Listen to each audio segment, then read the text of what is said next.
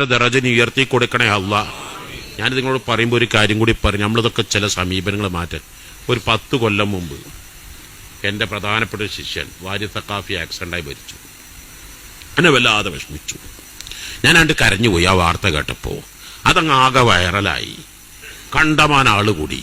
അപ്പോൾ തുടരെ അതിലൊരു 4-5 ആൾക്കാർ ആക്സിഡൻ്റായിട്ട്, സിനാൻ അതിൻ്റെ ഉസ്താദല്ലേ വാരി തക്കാഫി, കാസിം മരിച്ചു, ജവാദ് മരിച്ചു, മുബഷിർ മരിച്ചു. അല്ല, അപ്പം ഞാൻ ഇതിനെക്കുറിച്ച് പഠിച്ചപ്പോൾ ഇവർ ദ്വാരക്ക കുട്ടികൾ ഉസ്താദ്മാരെ ഹയാത്ത് കാലത്ത് മരിച്ച മദീനി എന്ന കുറേ ഇത് ഞാൻ മനസ്സിലാക്കുമ്പോൾ ഞാൻ മുഴുവൻ കുട്ടികൾ ഇനി ഇവിടുന്ന് ഒരു കുട്ടി ആക്സിഡൻ്റായി മരിച്ച ഞാൻ ആ മൈനസ്കാരത്തിലും കൂടൂല.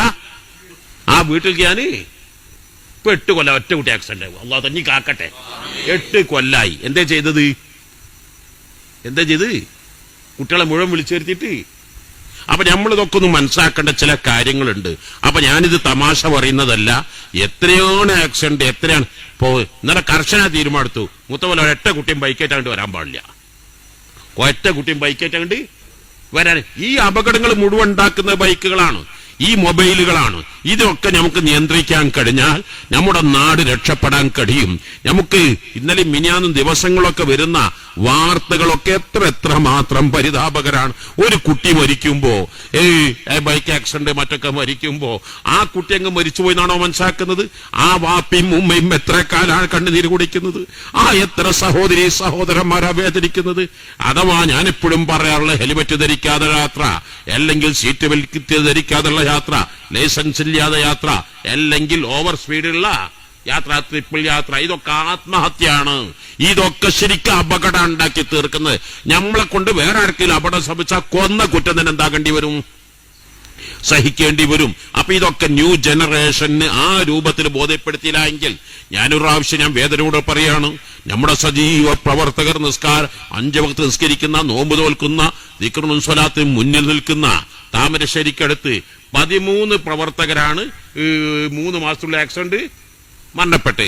അപ്പൊ അവരുടെ അനുസ്മരണത്തിന് പ്രാർത്ഥനയ്ക്ക് എന്നെ കൊണ്ടുപോയി. അങ്ങനെ അവരെല്ലാവരും അവരുടെ മധുകൾ പ്രകീർത്തനങ്ങൾ ഇങ്ങനെ പറഞ്ഞു. അവസാനം ദ്വാരക്കാൻ നേരത്തെ കോർഡിനേറ്ററിനോട് പറഞ്ഞു, ഞങ്ങൾ ഈ 13 ആളുകളെ കുറിച്ചും പഠിക്കുമ്പോ 13 ആളും ബൈക്ക് വാങ്ങിയത് വാപ്പറിയിട്ടില്ല. 13 ആളും ബൈക്ക് വാങ്ങിയത് വാപ്പറിയിട്ടില്ല. അവര് വീട്ടിൽ നിന്ന് പുറത്തു പോയത് ഉമ്മമാര് അറിഞ്ഞിട്ടില്ല. സംഗതി ശരിയാണ്. നിസ്കാരത്തിൽ വളരെ മുന്നിലാവും, 1-ാം സഫിലാകും. അതുപോലെ തന്നെ അവർ നോമ്പ് നോൽക്കാൻ വളരെ ഉഷാറായിരിക്കും. അവർ എല്ലാ വിഷയത്തിലും മുന്നിലായിരിക്കും. പക്ഷേ ബൈക്കിലെത്തുമ്പം എവിടെയാണ് അവരുടെ ഉമ്മ, എവിടെയാണ് അവരുടെ വാപ്പ, എവിടെയാണ് അവരുടെ കുടുംബം? അവിടെ കുരുത്തവും പുരുത്തവും വേണ്ടേ?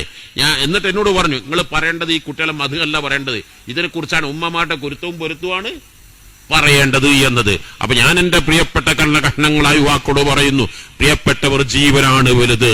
ജീവനേക്കാൾ വലുതായി ഒന്നുമില്ല.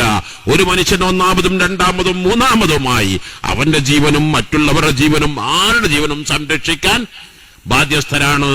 ജീവന് ഹാനികരമാകുന്ന ഒരു വിനോദങ്ങളും നമുക്ക് വേണ്ട, ഒരാസ്വാദനങ്ങളും നമുക്ക് വേണ്ട, ഒരു ട്രെയിനിങ്ങും നമുക്ക് വേണ്ട. ബൈക്ക് കിട്ടിയാൽ ശ്രദ്ധിക്കണം, അപകട സാധ്യത വളരെ കൂടുതലാണ്. അപ്പൊ ഇതൊക്കെ ഞാൻ എന്റെ പ്രിയപ്പെട്ടവർ എവിടെ ചെല്ലുമ്പോഴും കേൾക്കാനുള്ളതൊക്കെയാണ്. പ്രിയപ്പെട്ടവരെ, നിയന്ത്രിച്ചാൽ നിൽക്കും എന്നുള്ളതിന് ഞാൻ വ്യക്തമായ ഒരു കാരണമാണ് ഈ പറഞ്ഞത്. 8 കൊല്ലം അള്ളാന്റെ തൗഫീഖോടുകൂടെ പിന്നെ അവ ഉണ്ടായിട്ടില്ല.